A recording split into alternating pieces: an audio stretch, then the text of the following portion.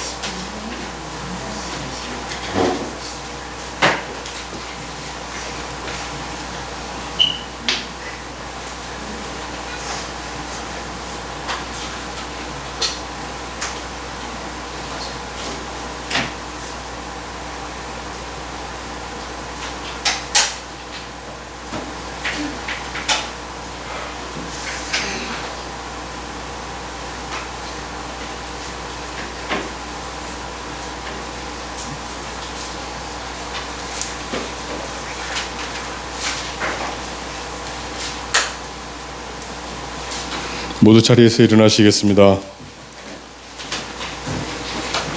우리의 몸과 마음을 가다듬고 2025년 10월 5일 주일 예배를 하나님께 드리겠습니다. 우리의 능력 되시는 하나님을 향하여 기쁘게 노래하며 야곱의 하나님을 향하여 즐거이 소리칠지어다.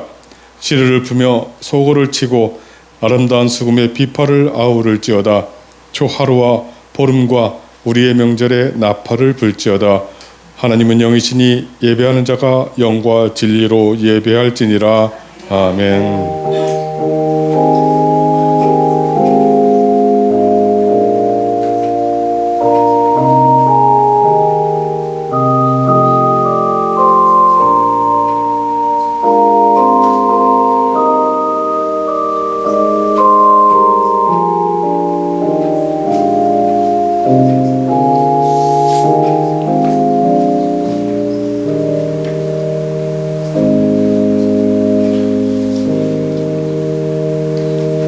자비하신 하나님 아버지, 추석 명절을 하루 앞둔 주일에 성도들이 모여 함께 예배하게 해 주셔서 감사합니다. 농사로 수고한 농부와 열심히 일한 모든 분을 기억하고 감사드립니다. 특별히 우리가 필요한 이 모든 것을 잊게 하신 분이 우리 하나님이심을 알고 감사의 마음을 담아 예배드립니다. 우리 예배를 기뻐 받아 주시옵소서. 우리 주 예수 그리스도의 이름으로 기원하옵나이다. 아멘. 함께 찬송가 14장으로 하나님을 찬양하겠습니다.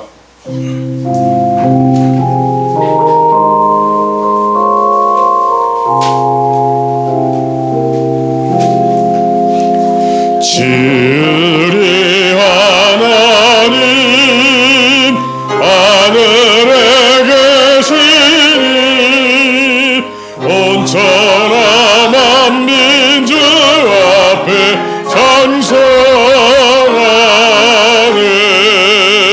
이 천지 만물도 주 앞에 엎드려 그 거룩하신 이름을 높이세. 주 언약하신 것 끝까지 지키니 저 하늘 나라 향하여 곧 가리라. 주 얼굴 배울 때 내 맘이 기쁘고 주 영원히 주의 영광을 찬양하리. 왕의 왕 되신 주 하늘에 계시니 이 세상 죄악이 이신 구주 예수. 저 천군 천사들 주의하고서 성도 함께 영원히를 섬기네.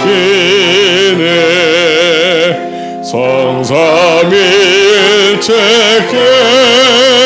승리한 무리들 나 기쁜 소리 높여서 감사드려. 창조주 하나님 내 주님 되시니 주 앞에 나도 엎드려 경배하네.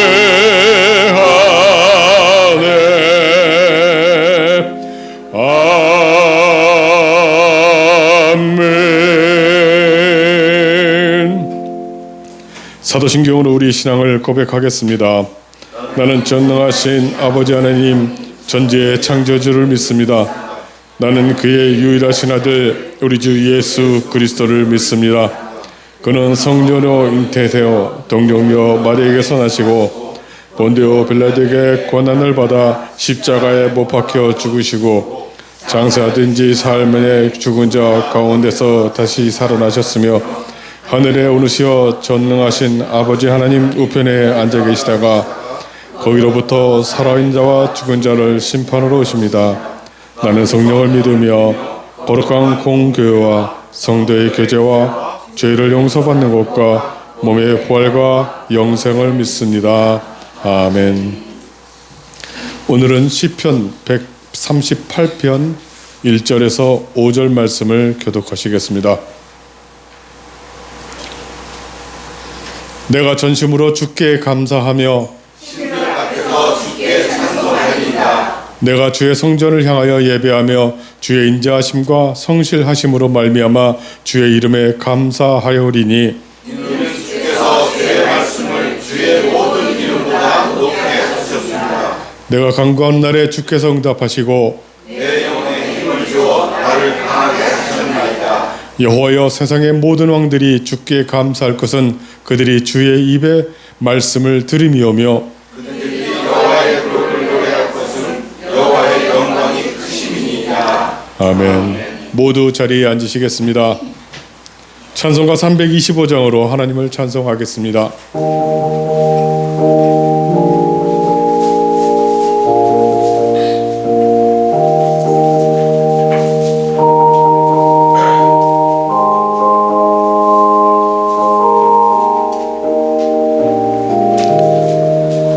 예수와 함께 계시니 시험이 나가왔네.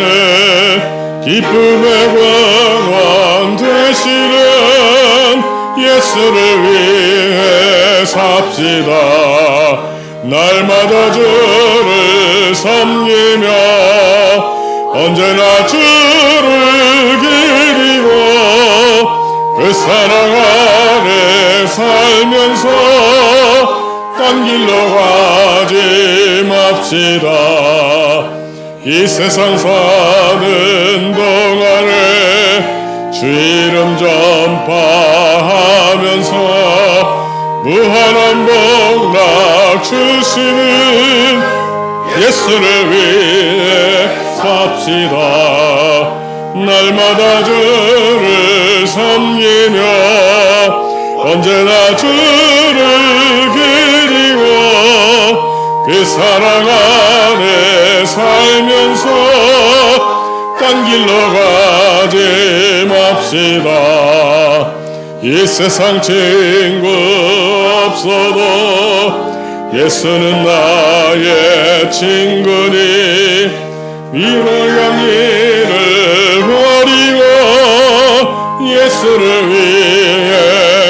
삽시다.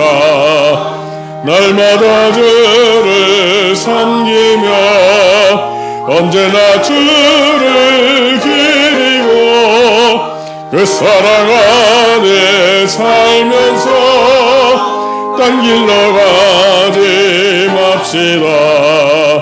주께서 심판하실 때 잘했다 칭찬하리니 이런 상급 받도록 예수를 위해 삽시다. 날마다 주를 섬기며 언제나 주를 기리고 그 사랑 안에 살면서 딴 길을 가지 맙시다.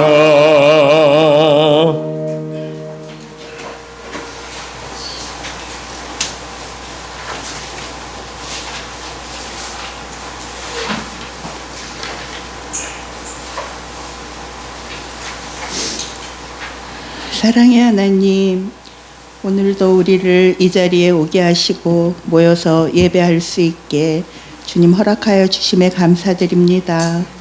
아버지, 풍요롭고 아름다운 계절 추석입니다. 힘들고 어려웠던 여름을 지나는 동안 좋은 날이 올 것 같지 않았지만 하나님의 섭리는 어긋남이 없어 결실 맺고 누릴 수 있는 수확의 계절이 왔습니다. 하나님, 우리도 우리의 삶의 그 여정마다 하나님의 사랑과 은혜로 견디고 이겨내어 열매 맺을 수 있는 귀하고 복된 자들이 되게 도와주시옵소서. 하나님, 비록 작고 어렵지만 우리 교회를 사랑과 기대의 눈길로 바라보시고 또 인도해 나가시는 줄 주님 그 사랑을 바라고 믿습니다. 우리의 교회의 체험을 허락하여 주시고 약해지고 아픈 부위마다 고치고 어루만져 주시옵소서.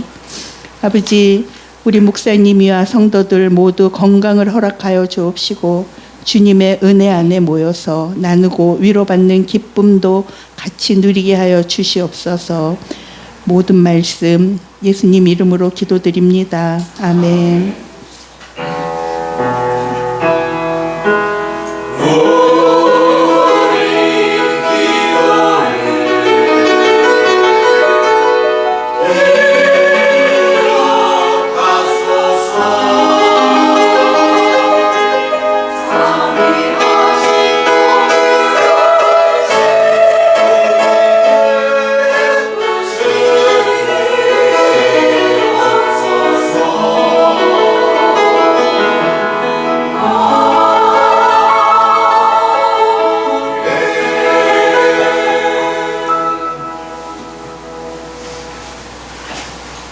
하나님께 봉헌하겠습니다.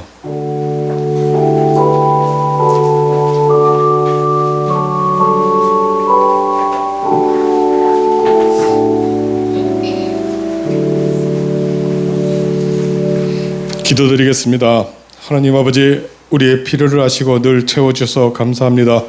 그 은혜를 알고 기쁨과 감사로 주님께 11조와 감사의 예물을 드립니다. 드리는 손길에 복을 더하여 주셔서 넘치게 하시고 흩어 나누어도 모자라지 않고 더 넉넉해지는 복 있는 삶을 사는 성도들 되게 하여 주시옵소서. 예수님의 이름으로 기도드리옵나이다. 아멘.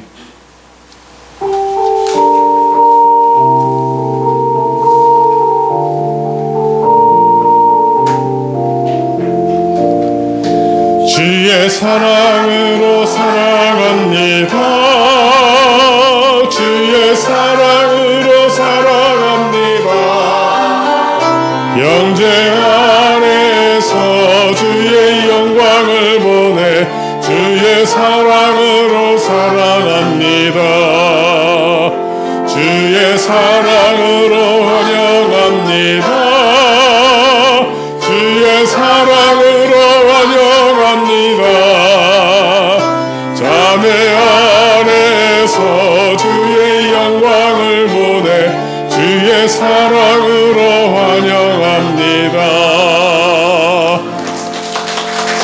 네, 주의 사랑으로 환영하고 축복합니다. 오늘 처음 뵙는 분들도 계시고 오랜만에 뵙는 아기도 있고 어른도 있고, 네, 참 반갑습니다. 네, 교회 소식을 알려드리겠습니다. 네, 오늘은 추석 명절이 이어지는 관계로 점심과 오후 모임도 없고 성가대 연습도 없습니다. 네, 얼마나 좋으실지. 네. 네. 그런데 그냥 가면 섭섭할까봐 뒤에 간단한 다과를 준비했습니다. 네, 그냥 먹으면 참 맛있습니다. 대신에 살은 찝니다. 네, 뭐 그 정도는 약과입니다. 네. 네, 이제 또 먼 길 오가시는 분들도 많이 있을 텐데 오가는 길에 안전과 특히 건강에 유의를 하여 주시기 바랍니다. 특히 이제 기름진 음식 많이 드시고 그러면은 혈당 스파이크 팍팍 올라가고 하여튼 좋지 않습니다. 건강 잘 관리하시고 다음 주에 다시 건강한 모습으로 뵙기를 소망합니다. 341장으로 찬송하시겠습니다.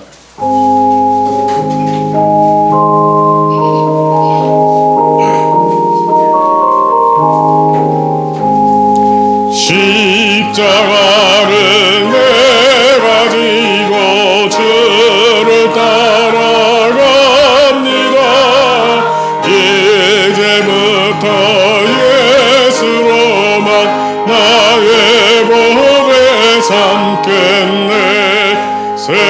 세상에서 부귀영화 모두 잃어버려도 주의 평안 내가 받고 영생 목을 얻겠네. 주도 연역 당했으니 나도 연역 당하리. 세상 사람 감사하냐 예수 진실합니다. 예수 나를 사랑하사 빛난 얼굴 보이면 원수들이 미워해도 염려할 것 없겠네. 내가 핍박당할 때에 주의 품에 안기고 세상 고쳐당할수록 많은 위로 받겠네. 주가 주신 기쁨에 기뻐할 것 무엇냐. 주가 나를 사랑하니 기뻐할 것뿐일세.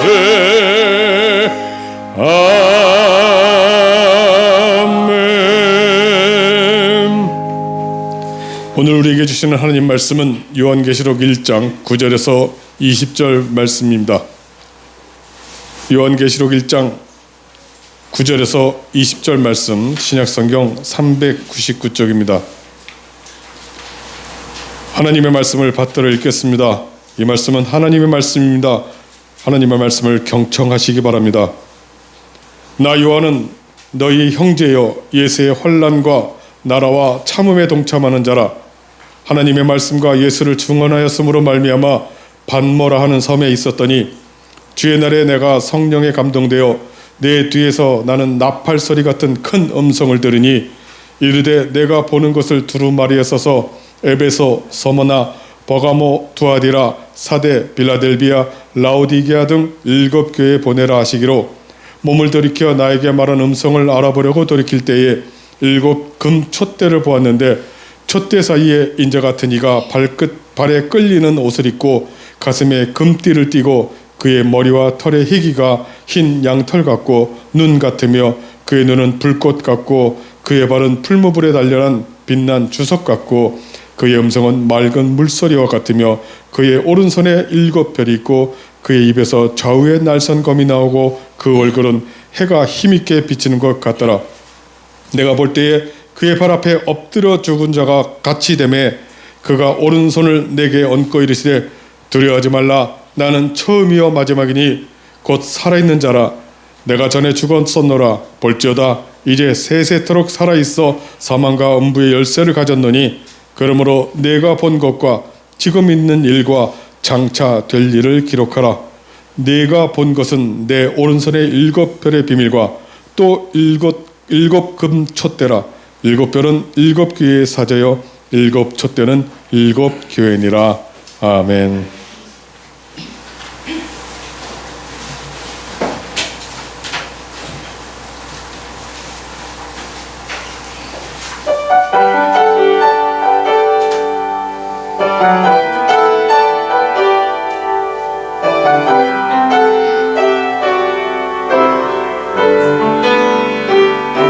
나의 안에 거하라.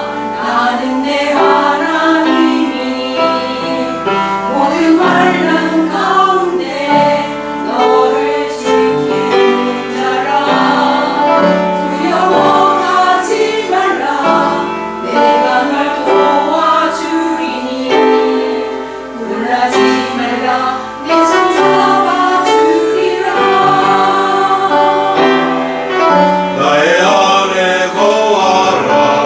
나는 내 하나님이니 모든 환난 가운데 너를 지키는 자라. 두려워하지 말라. 내가 널 도와주리니 놀라지 말라. 내 손 잡아주리라.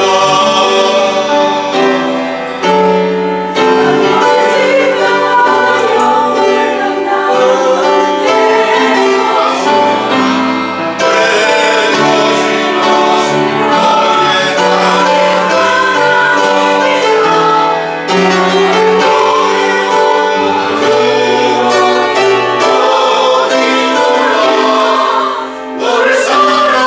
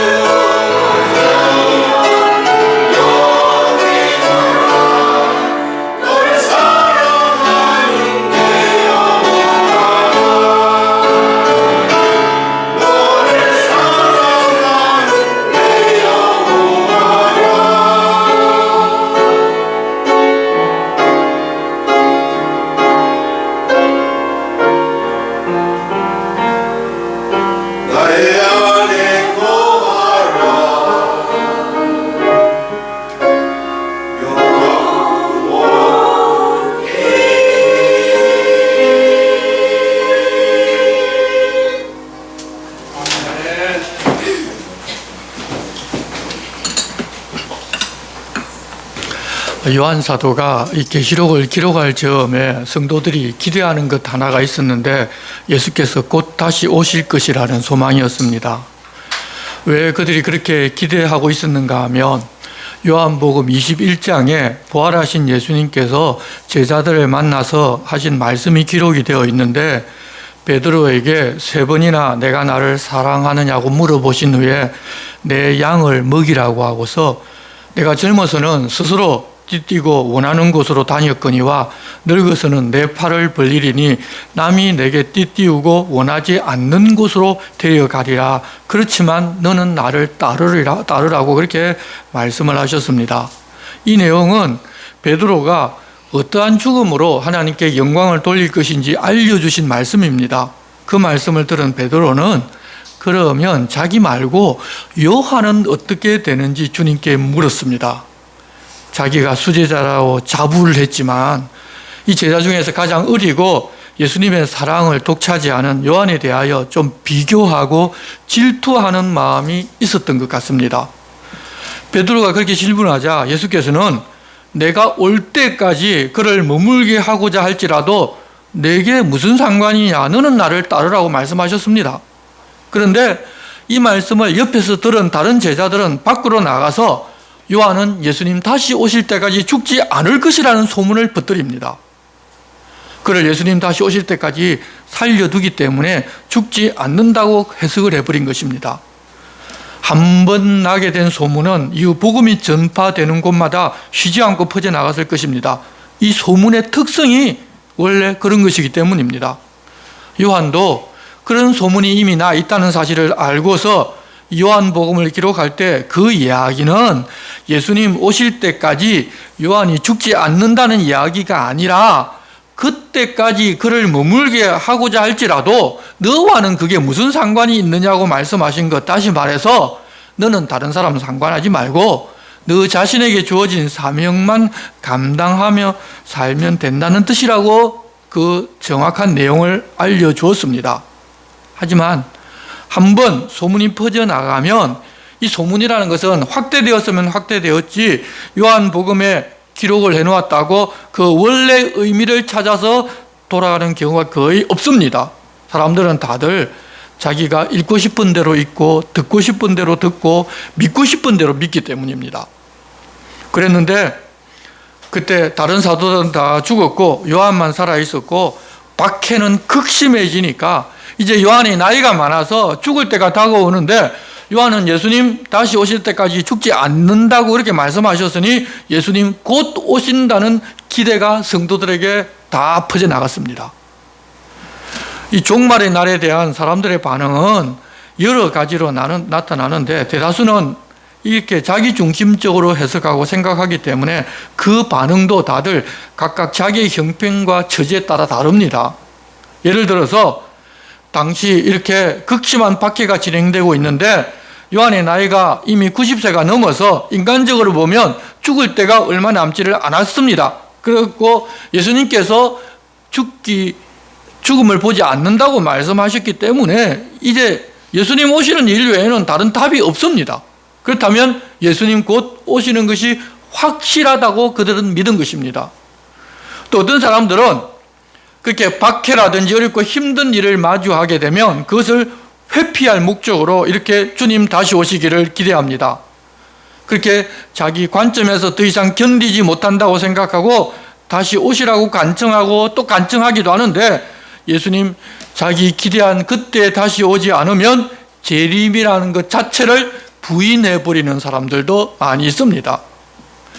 또 어떤 사람들은 믿는다고 하지만 지금까지 고생하고 투자만 하다가 이제 좀 살만하고 이제 수확할 시기가 되었는데 아니 주님 다시 오시면 즐길 것도 즐기지를 못하고 내가 거둘 것도 거두지 못하는 것 아니냐며 주님 내가 좀 즐기고 내가 거둘 만큼 거두고 난 후에 오면 좋겠다고 그렇게 이야기하기도 합니다.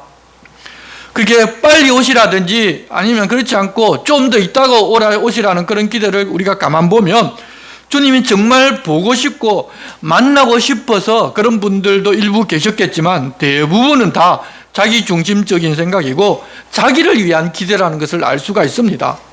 주님의 뜻, 주님의 시간이 아니라 그냥 내가 원하는 대로 내 사정대로 해달라는 것입니다. 우리도 각자 우리들 마음을 깊이 좀 들여다보면 다들 그렇다는 것을 알지 않습니까?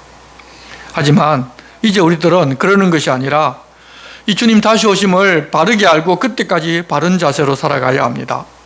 예수님 언제 오실지 아무도 모르기에 오늘 나에게 생명을 주셨으면 주님 주신 사명과 그 뜻대로 주님과 함께 지금 생명이 있는 동안 살아가는 것이 바로 주님을 기다리며 살아가는 모습입니다. 옛날 다민성교회처럼 그날 그 시를 알아서 흰 옷을 입고 교회에 모여서 찬송하고 있어야 주님 맞을 수 있는 것이 아닙니다. 주님 다시 오시기를 기다리는 사람의 삶은 예수님 오시는 날짜에 관심을 가지고 사는 것이 아니라 어떤 상황이나 어떤 어려운 일을 만나더라도 하나님 우리에게 생명 주신 날 동안 주님과 함께 주님 기뻐하실 삶을 사는 것임을 알고 이제 우리는 다들 좀 그렇게 살면 좋겠습니다. 또한 우리가 이 땅에서 살아가면서 주님이 나와 함께 하신다고 말하기는 하지만 실제로 주님 나와 함께 하신다는 것을 경험하지 못할 때 믿음으로 사는 것을 어려워할 수밖에 없습니다. 예수님 승천하신 후에는 이 땅에 계시지를 않으니까 주님 우리와 함께 하지 않는다고 생각하고 있는 사람들도 많이 있었는데 그때 주님께서 성령님을 우리에게 보내주셨습니다. 처음 성령께서 이 땅에 임하셨을 때에는 표적을 보여주면서 이 땅에 성령께서 임하셨고 성도들과 함께 하신다는 사실을 직관적으로 보고 알 수 있게 해주셨지만 그 이후에는 그런 표적을 보고 믿는 것이 아니라 주님과 그 말씀을 믿고 사는 것임을 가르치고자 그러셨는지 그런 표적이 대부분 다 초대교회 때에도 사라져 버렸습니다. 우리가 이 빌립보서에서도 이미 보았듯이 예전에는 이 바울이 지나가는 그림자에 들어가거나 아니 바울이 쓰던 손수건만 만져도 병이 나을 때도 있었지만 빌립보 교회의 교육자인 이 에바브라 디도의 경우에는 바울이 자는 방에 함께 있으면서 바울이 덮는 이불을 함께 덮고 바울이 병간호하고 뿐만 아니라 바울이 얼마나 안수기도를 했겠습니까? 그럼에도 불구하고 그건 거의 죽음까지 가까이 나아갔지 낫지를 않았습니다. 물론 이후에 하나님께서는 기적적으로 그를 낫게 해주셨습니다. 지금도 우리 주님과 그 말씀을 믿고 신앙생활하기가 쉽지 않아서 다들 기적을 찾아다니고 표적을 찾아다니는데 요한 사도가 있을 그 당시에는 그런 표적과 기적이 나타난다고 알고 있다가 더 이상 나타나지를 않으니 아마 다들 더 힘들었을 것입니다. 그렇다고 매번 성도들이 원할 때마다 성령께서 표적을 보여주고 믿게 한다면 하나님과 그 말씀을 믿는 기독교 신앙의 본질은 사라지고 그냥 다들 표적만, 기적만 구하면서 살아갈 것이 뻔합니다. 그래서 성령께서는 말씀을 듣고 읽고 살 수 있도록 성경을 기록해서 우리 손에 쥐어주신 것입니다. 그렇지만 그렇게 박해가 극심한데도 표적과 기적으로 구원해 주는 일이 일어나지를 아니하자 성도들은 주님이 우리와 함께하지 않는 것이 아닌지 다들 의심스러워합니다. 그때 주님이 이 땅에 사는 성도와 함께 계시고 그들을 돌보고 계시다는 사실을 요한 사도를 통해서 알려주십니다. 오늘 우리가 보는 내용이 바로 그 내용입니다. 당시 왕들 중에 왕이라고 알고 있던 로마 황제가 성도들을 박해하고 있는데 전능하시다는 하나님은 자기들에게 아무것도 해주지 못하는 무능한 모습이었습니다. 예수께서 이 세상에 사실 때에도 목수에 불구하고 이 공생에 사는 동안 하나님 나라를 전파하시느라고 늘 피곤하게 사셨기 때문에 사실 그 예수님의 모습은 사람들이 보기에 흠모할 만한 것이 없었습니다. 그래서 자기들이 믿고 있는 분이 어떤 분이신지를 다들 잘 알지를 못했습니다. 이론적으로는 전능하신 하나님이라고 알고 있지만 로마 황제의 칼 앞에서 자기들을 구원해내지 못한다면 믿어보아야 무슨 소용이 있겠느냐고 생각하고 있을 때 요한을 통해서 보고 놀라 자빠지고 벌벌 떨 수밖에 없는 위험에 찬 예수님의 모습과 교회와 목회자들을 붙들고 계신 주님을 보여주면서 그 사실을 성도들에게 알려주라고 하셨습니다. 9절 말씀입니다. 나 요한은 너희의 형제요 예수의 환난과 나라와 참음에 동참하는 자라 하나님의 말씀과 예수를 증언하였으므로 말미암아 밤모라 하는 섬에 있었더니 요한 사도는 그때 나이 90세가 넘어 거의 100세쯤 되었고 예수님의 제자이고 또한 사도이기도 합니다. 당시 교회에서는 가장 높고 존경받던 사람이었습니다. 하지만 다른 사람들은 그렇게 생각하더라도 자기는 지금 믿고 있는 성도, 가장 약한 성도 한 사람과 같은 형제이고 예수님의 환난과 나라와 참음에 동참하는 사람이라고 자기를 소개합니다. 이 하나님 나라 모형인 교회와 성도의 모임에는 이렇게 인간적으로 보면 최고 지도자라고 하더라도 자기를 높여서는 안 되고 철저하게 자기를 낮춰야 합니다. 다른 사람들이 자기를 높여준다 하더라도 자기는 그렇게 생각해서는 안 됩니다. 그것이 바로 하나님의 나라이기 때문입니다. 그뿐만 아니라 사도로 교회에서 가장 높은 신분이어서 늘 하나님의 돌보심과 복을 받아 환난에서 벗어나 있고 하는 일마다 다 잘 되는 사람이 아니라 요한은 자신도 예수의 환난과 나라와 참음에 동참하는 자라는 것을 이야기합니다.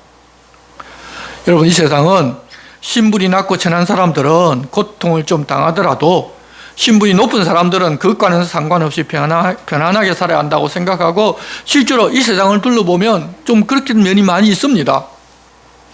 우리도 살면서 내가 좀 높은 자리에 있고 사람들의 존경을 받으면 자신은 다른 사람들과 다르게 특별 대우를 받아야 한다고 생각하기가 쉽습니다. 또 세상에서는 그것을 인정해 주기도 합니다. 심지어는 목회자 사회에서도 자기가 하나님과 가깝기 때문에 자기의 모든 어려운 일들을 다 해결해 주고 하나님께서 자기를 평안하게 해주고 부유하게 살게 해줘야 한다고 말하는 사람들도 있습니다. 그러나 죄송하지만 그런 생각은 전부 세상에 속한 생각입니다. 하나님 나라에서는 사도라는 신분을 가졌다 할지라도 예수님으로 인하여 받는 환난은 다른 성도들과 함께 받고 복음을 가르치고 전하여 세상을 미움을 받는 상황에서 참고 주님을 함께 기다리는 형제에 불과하다는 것입니다. 여러분, 요즘 성도의 삶은 참 어렵고 힘든데 교주의 삶은 풍요와 호화를 즐기는 이단들이 있습니다. 또 목회자는 하나님의 종이기 때문에 어떤 말을 하더라도 순종하고 헌신해야 한다고 가르치고 하나님의 종이기 때문에 존귀하게 여김을 받아야 한다는 목사들도 있는데 여러분, 죄송하지만 하나님 말씀에 완전히 반하는 행동이고 반하는 삶입니다. 그런 사람들의 입에서 어떤 좋은 이야기가 나오고 심지어 그런 사람들에게서 표적과 기사가 있다 하더라도 사탕 발림에 불과하지 진리의 말씀과는 거리가 멉니다. 하나님 나라는 환난에 동참하고 욕을 먹고 인내하는 사람에게 주어집니다. 목사도 결코 다르지를 않습니다. 이 세상에서 신앙이 좋기 때문에 믿음이 좋아서 복만 누리고 문제가 늘 해결되는 그런 표적을 보여준다. 여러분, 죄송하지만 그런 것에 속아 넘어가지 마시고 그런 유혹에도 넘어가지 마시기를 바랍니다. 요한은 사람들에게 영원한 생명을 얻는 진리를 전하다가 그렇게 되었습니다. 그런데 자기중심적인 사람이라면 내가 하나님께 그렇게 충성을 다했는데 아니 하나님 이렇게밖에 못해주느냐고 억울하게 생각하고 원망하고 불평하기도 하겠지만 주님의 종인 요한은 전혀 그러지를 아니하고 그 길이 바로 하나님 나라에 동참하는 것을 알고 기꺼이 감당합니다. 그렇게 다른 성도들과 함께 환난을 당하고 욕을 먹으면서 예수 그리스도를 증거하고 하나님 말씀을 가르치다가 결국은 밤모라고 하는 섬에 유배를 당한 상태였습니다. 이 밤모는 에베소로부터 약 90km 정도 떨어진 에게에 있는 돌이 많은 섬인데 로마는 이 범죄자들을 이곳으로 유배를 보냈는데 요한도 이곳에 유배되어 있었습니다. 그렇게 밤모섬에 유배되어 있는 어느 주일에 성령 안에서 음성을 듣게 되는데 자기 뒤에서 나팔 같은 큰 음성이 나는 것을 들었는데 내가 보는 것을 두루마리에 서서 에베소, 스무나, 버가모, 두아디라, 사데, 빌라델피아, 라오디게아 등 7교회에 보내라고 하셨습니다. 자, 그렇다면 이제 주님이 사도 요한에게 보여주는 환상을 왜 보여주시는가 하면 그 내용을 기록을 해서 7교회에 보낼 목적으로 보여준다는 것입니다. 뒤쪽에서 그렇게 말씀하시는 큰 소리가 들리자 요한은 반사적으로 몸을 뒤로 돌립니다. 그때 7금 촛대가 보였고 촛대 사이에 인자 같은 이가 보였습니다. 7금 촛대는 앞서 말한 7교회를 말합니다. 그래서 교회는 어두운 곳에 불을 비추는 촛대이고 등대로 불을 비추어서 어디로 가야 하고 길에 어떤 걸림돌이 있는지 보게 하고 어디로 가면 안 된다는 것을 알려주는 역할을 하는 곳이라는 것을 여기서 밝혀줍니다. 그 7 금촛대 사이에 인자 같은 이가 보였는데, 인자 같은 이라는 것은 예수님을 말합니다. 그런데 요한은 자기가 3년 동안이나 예수님을 따라다니면서 동고동락했는데 그분이 예수님이라고 말하지를 아니하고 왜 인자 같은 이라고 했는가 하면, 예전에 자기가 보던 초라하고 피곤해하던 그런 모습과는 완전히 다른 모습을 보여주셨기 때문입니다. 그 모습은 이랬습니다. 13절입니다.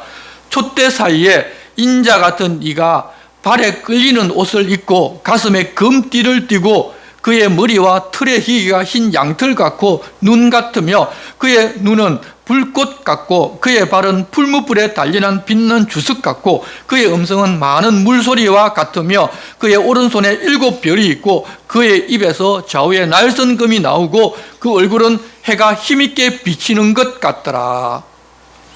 요한은 이 광경을 직접 눈으로 목격하였는데 자기가 본 것을 당신은 글로 기록할 수밖에 없어서 이렇게 글로 기록을 해놓았고, 우리들 역시 글로 읽으니까 사실 아무런 감흥이 없어 보이지만 만일 지금처럼 3D로 된 영화가 있어서 그것을 재현해 놓는다면 요한처럼 될 수밖에 없을 것인데, 17절 내가 볼 때 그의 발 앞에 엎드러져 죽은 자 같이 되매, 영광과 위엄과 권위 있는 예수님의 그 모습을 보고 너무 충격을 받아서 졸도해 버렸다는 것입니다.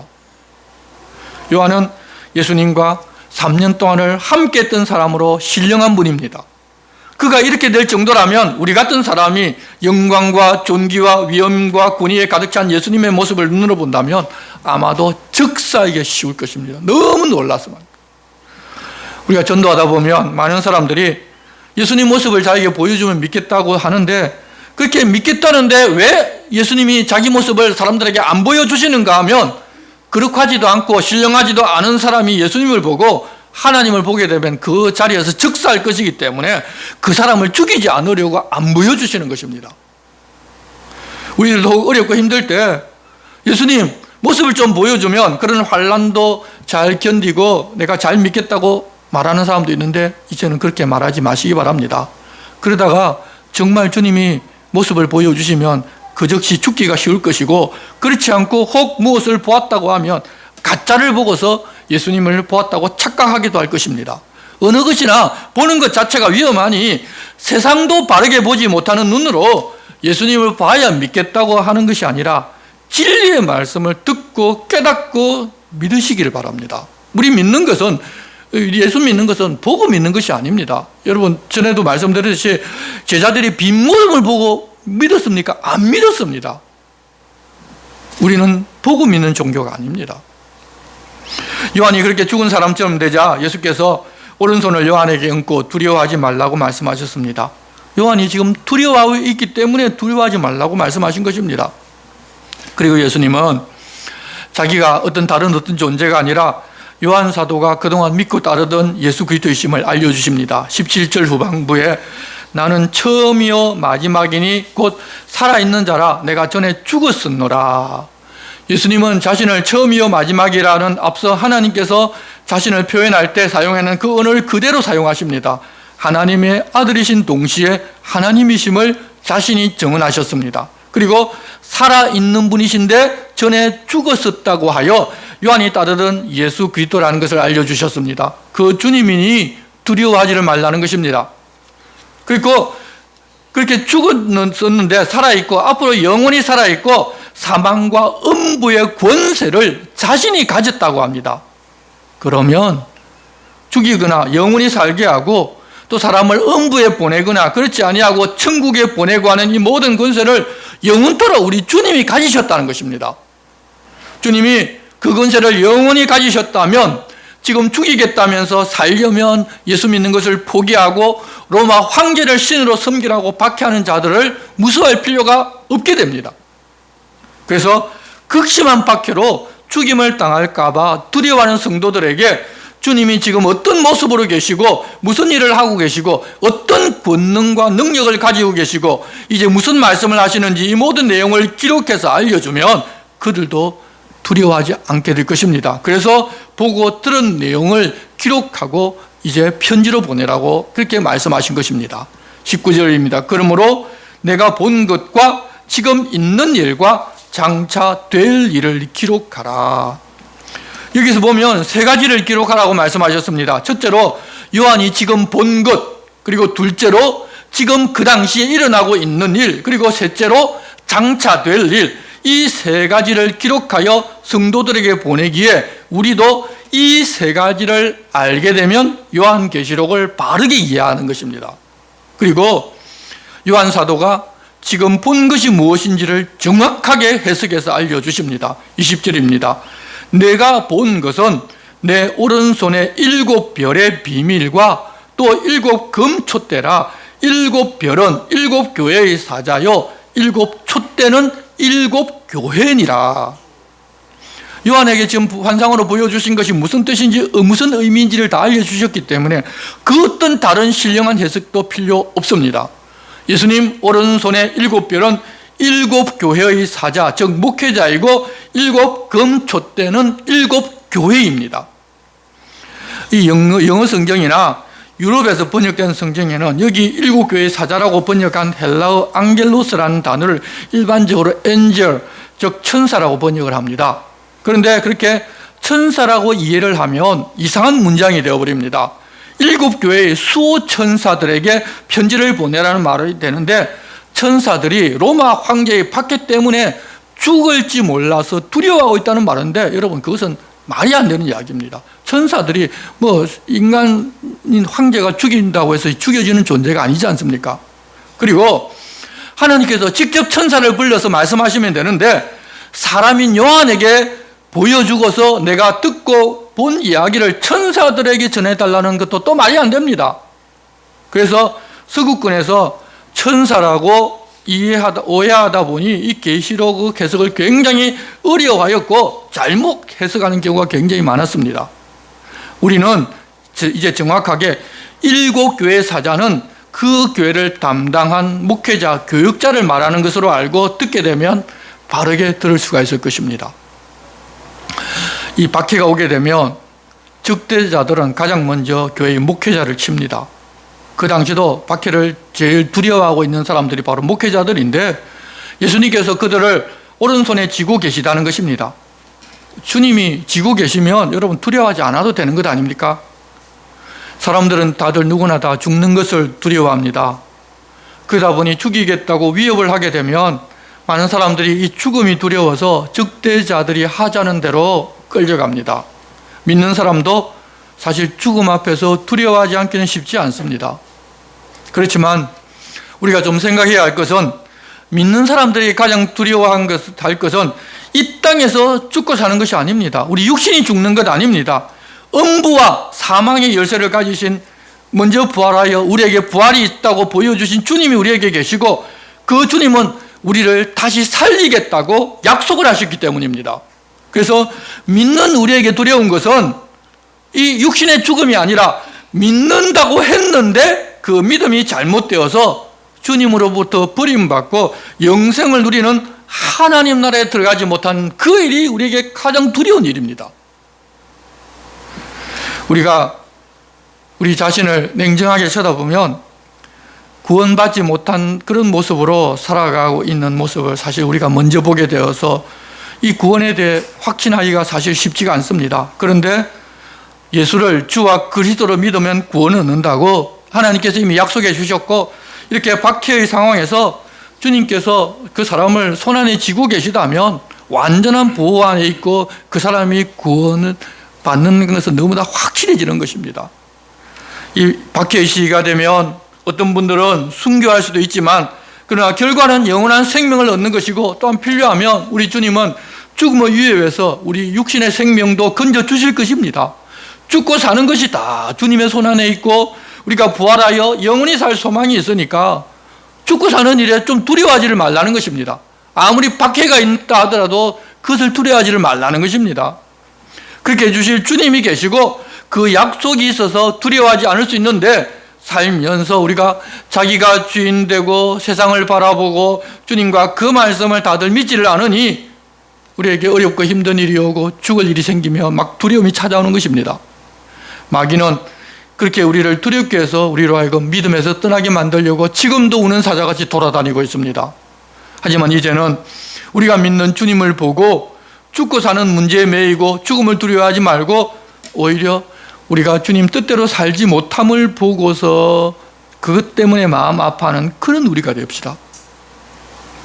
그리고 7 금초대 사이에서 예수님께서 영광과 위엄과 존귀의 모습으로 계셨습니다. 이것은 당시 그 교회들을 돌보고 계신다는 그 말씀인데, 그런데 뒷장으로 우리가 넘어가 보면 이후 그 교회들의 당시 모습을 우리에게 말씀해 주시는데, 그렇게 주님이 지켜주고 계시는 교회인데도 불구하고 교회가 칭찬은 하나도 없고 꾸중만 듣는 교회도 있었습니다. 그런 교회도 회개하고 돌아서기까지 주님은 당장 지키고 돌보고 계시다는 것입니다. 교회가 비록 부족한 모습을 가졌다 하더라도 주님이 지키고 돌보시고 돌아서라고 격려하고 기다리고 계심을 본다면 우리가 내가 세운 의로 구원받고 하나님 나라 백성이 되는 것이 아님을 다시 한번 확인할 수 있습니다. 그저 주신 주님의 은혜로 구원받고 하나님 나라 백성이 되기에 그 은혜에 합당하게 살고자 하면 우리 주님에게는 그것이 기쁨이 됩니다. 우리가 주님께 기쁨을 드릴 만한 일을 하면 좋겠지만 사실 우리가 그렇게 하기가 쉽지가 않습니다. 그러나 우리가 그 사실을 알고 주님께 기쁨이 되는 삶을 살고 싶다고 우리가 최선을 다하기만 하면 주님은 그것을 기뻐하십니다. 이제 우리가 1장을 다 보았는데 1장을 한마디로 요약을 하면 당시 목회자들이나 성도들이 너무 박해를 두려워하고 있었기 때문에 두려워하지를 말라는 것입니다. 땅의 임금들의 머리가 되신 예수 그리스도이시기 때문에 두려워할 필요가 없고, 성도를 지키시는 하나님께서 전능하시기 때문에 두려워할 필요가 없고, 처음과 나중이요 영원히 계신 분이시기 때문에 또한 두려워할 필요가 없다는 것입니다. 또한 예수께서 이 땅에 처음 오셨을 때에는 초라한 모습으로 오셨었기에 여전히 그런 분으로 알고 있는 사람들도 혹 있는데, 그렇지 않고 영광과 위엄과 권세를 가지고 계시면서 교회와 목회자들을 불꽃 같은 눈으로 지켜 보호하고 돌보고 계시기 때문에 두려워하지를 말라는 것입니다. 그뿐만 아니라 엄부와 죽음의 열쇠도 주님이 가지셨고 세세 무궁토록 영원히 사시고 또 영원히 그것을 가지신 분이기 때문에 두려워하지를 말라는 것입니다. 성도 여러분, 우리 주님은 오늘도 우리들에게 동일하게 똑같은 말씀을 하고 계십니다. 박해는 아니지만 우리의 적대자들은 우리들 각 가정에 어렵고 힘든 일이 계속되게 하고 어떤 때는 아무런 답도 보이지 않도록 그렇게 만들기도 합니다. 그래서 순간 힘들어하는 나 자신을 보게 만들어 이 모든 상황에서 벗어나도록 사실 모든 것을 다 포기하게 만들고 싶어 하기도 합니다. 우리의 적대자 마귀는 그렇게 우리의 마음을 뒤흔들어 놓습니다. 하지만 성도 여러분, 우리 주님이 우리를 지키면서 지금 돌보고 계십니다. 그 주님을 바라보고 두려워하지 않고 믿음으로 이기는 우리 모두가 되어야 할 것입니다. 주님은 우리들어 그렇게 살자고 권고하십니다.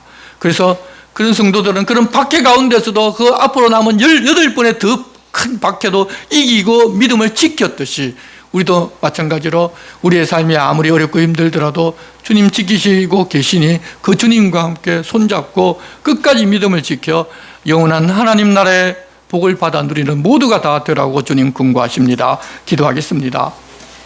하나님 아버지, 로마 황제의 박해에서도 그들을 믿음으로 이기게 한 우리를 돌보고 지키시는 주님이 어떤 분이신지를 알려주시는 말씀을 오늘 저희들이 함께 들었습니다. 저희도 어떤 형편과 상황일지라도 우리가 믿는 주님이 우리를 지키고 보호하고 계시다는 사실을 알고 믿음으로 이기고 견디어 마침내 영원한 생명을 누리는 모두가 되게 주님 도와주시옵소서. 예수 그리스도의 이름으로 기도드리옵나이다. 아멘. 모두 일어나시겠습니다. 찬송가 53장을 찬송하시겠습니다.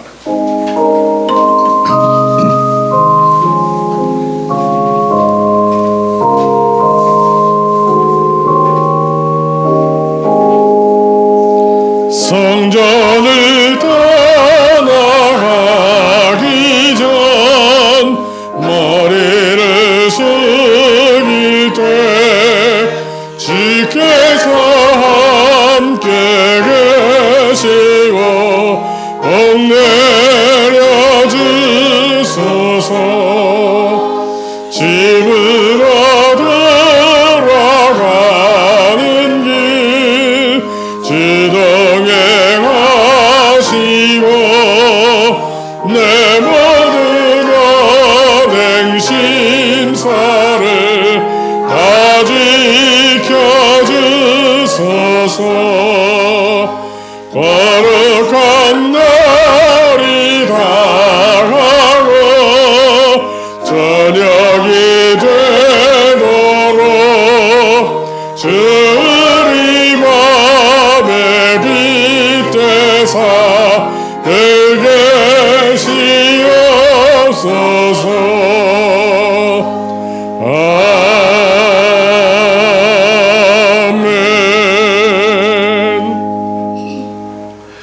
우리 주 예수 그리스도의 은혜와 하나님 아버지의 사랑과 성령님의 감동 감화와 교통하심이 우리를 지키고 돌보시는 주님이 어떤 분이신지를 알고 어려운 상황이지만 그 주님과 함께 믿음으로 이기며 살고자 하는 여기 있는 주의 백성들 위해 영원토록 함께 하시기를 간절히 축원하옵나이다. 아멘.